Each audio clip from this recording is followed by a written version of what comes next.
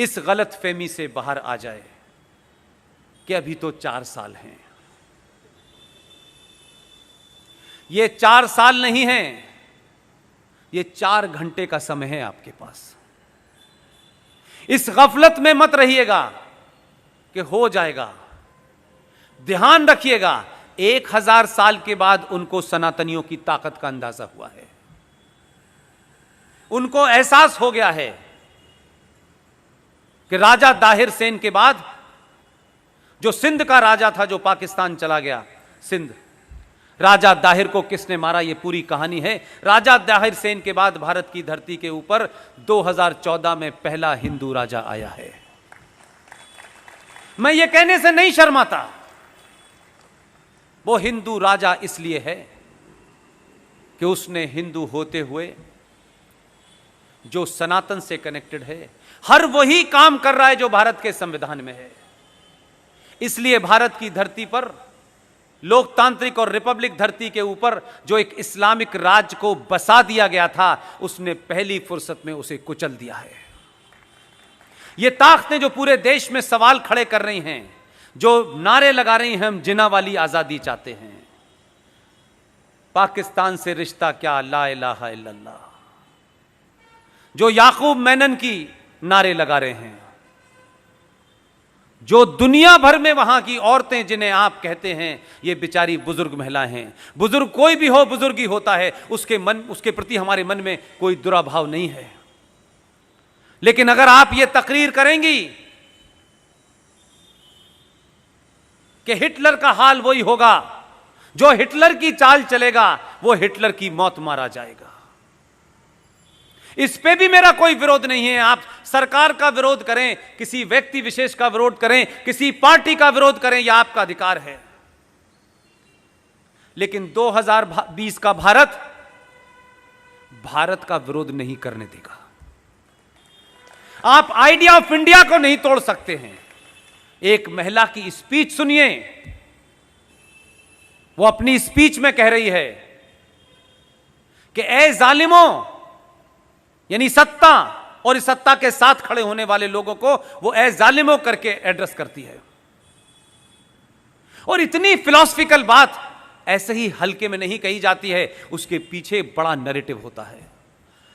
उसने कहा कि हमने अपने बच्चों को लोरी नहीं सुनाई है, हमने अपने बच्चों को ट्विंकल ट्विंकल लिटिल स्टार नहीं सुनाया है, हमने अपने बच्चों को करबला की कहानी सुनाई है। आपको पता नहीं है करबला में क्या हुआ, इसलिए आपके ऊपर रिएक्शन नहीं है, और करबला में क्या हुआ यह मुझे पता है, इसलिए मैं कह रहा हूं यह शाहीन बाग CAA के लिए नहीं है। यह एक सरकार के आने के बाद इस देश की धरती पे, इस देश की विधानसभाओं में, इस देश के संसद के अंदर, इस देश के संविधान के अंदर जिस तरीके से नाजायज तरीके से डरा डरा करके, जैसे मौलाना आजाद ने, ये किसने कहा, कहां कहा पता नहीं, लेकिन खुद ये आइडिया एक मार्केट में फ्लोट कर दिया मौलाना आजाद ने कि देखिए पूरा वंदे मातरम गाने से मुसलमानों की आहत हो रही है और वो चाहते हैं कि इसमें बदलाव हो, क्रिएट कर दिया। और खुद ही कमेटी के मेंबर भी बने और 3-4 और जोकरों को रख के उसे कहा कि इसको खत्म कर दिया जाए। इसलिए कुछ लोग तेज हैं, क्या नैरेटिव क्रिएट करना है। उसने जब ये कहा कि हमें करबला की शहादत का पता है, मैं उन्हीं मुसलमानों से एक सवाल कर रहा हूं, सच बताओ कुरान शरीफ पे हाथ रख करके, करबला में क्या हुआ था। अगर यह हिम्मत नहीं है तो हिंदुओं को और सनातनियों को झूठ बोलने के लिए करबला का इस्तेमाल मत करो। करबला में तुमने मोहम्मद साहब के खानदान, उनके नवासों के नवासे, उनकी हत्याएं करके उनकी गर्दनों को नेजों के ऊपर, नेजों कहते हैं बड़े बड़े त्रिशूलों के ऊपर लेकर के शाम की गलियों में उनकी औरतों को बेराबरू होकर घुमाया था। तुमने ये किया था, तुम किसको बताना चाहते हो? तुम तो न मोहम्मद के सगे हो न उनके खानदान के सगे हो। तुमने तो उनके दामाद को नमाज पढ़ते हुए उनका कत्ल किया। तुमने तो मोहम्मद की बेटी के घर में आग लगाई और जलते दरवाजे में उन्हें मार के दफन कर दिया। तुमने उनके नवासों की गर्दनें काटी। तुम कहते हो कि करबला हमें याद है। तुम करबला के बारे में झूठ बोल रहे हो। आज ये ताकतें कौन हैं? ये वही ताकतें हैं जिन्होंने मोहम्मद के खानदान को मारा। इसलिए अबू बकर से लेकर के अल बगदादी तक एक ही सोच है, जो मोहम्मद के नहीं हुए वो हिंदुस्तान के कैसे हो सकते हैं? जो उनके नवासों के नहीं हुए उसके कैसे हो सकते हैं? हमको सिखा रहे हो?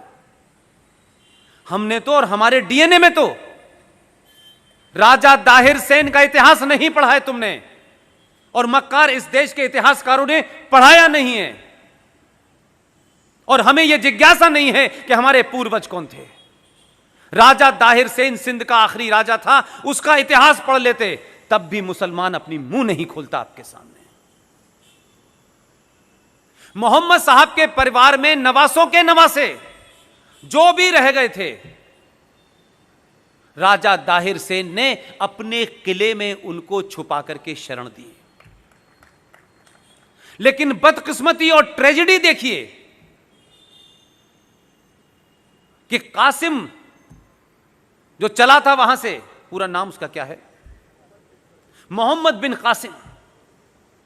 जो मोहम्मद बिन कासिम आया, उसने खानदान के खानदान मारे, मोहम्मद साहब के खानदान को मारा। राजा दाहिर उनके खानदान को बचाते बचाते लड़ते लड़ते शहीद हो गया, लेकिन मोहम्मद के बच्चों पे उसने आंच नहीं आने दी। उस मोहम्मद बिन कासिम ने मोहम्मद के खानदान को मारा। पाकिस्तान का आज हीरो मोहम्मद बिन कासिम है।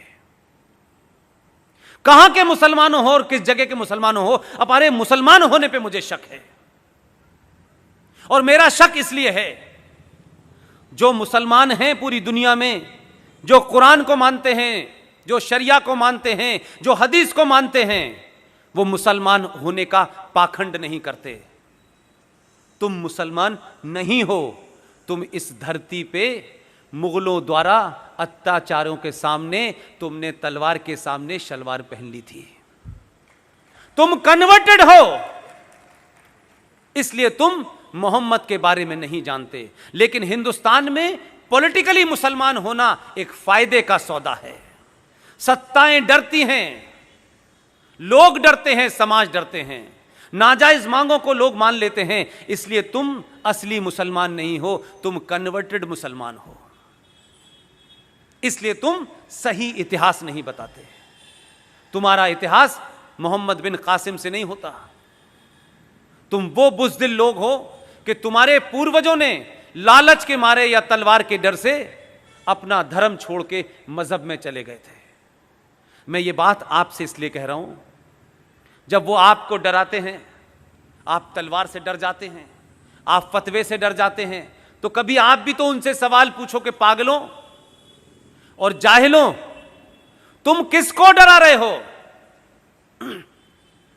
हमारे बाप दादा पुरखे तब नहीं डरे तुम्हारी उस तलवार से, तो आज हम तुमसे डरेंगे? तुम तो डरे हुए लोग हो, हमें क्या डराओगे यार? ये बोलना शुरू करा है आपने, इसीलिए इस देश में बड़ी उथल पुथल है। इसलिए लोगों को मोदी नाम की जो चीज है, ये कोई शख्स नहीं है, मोदी कोई एक इंसान नहीं है। मोदी 1000 साल के बाद 1000 साल पे सनातनियों पे 2 अत्याचार जो जुल्म हुए हैं, उस जुल्म को समाप्त करने वाली एक खुटी है जिस पे मोदी टंगा हुआ है। ये वो सोच है जिसके 7000 साल की तकलीफों को दूर करने के लिए हमें लगता है कि ये आदमी आया है, इसलिए पूरा देश उसके साथ खड़ा हुआ है और हर आदमी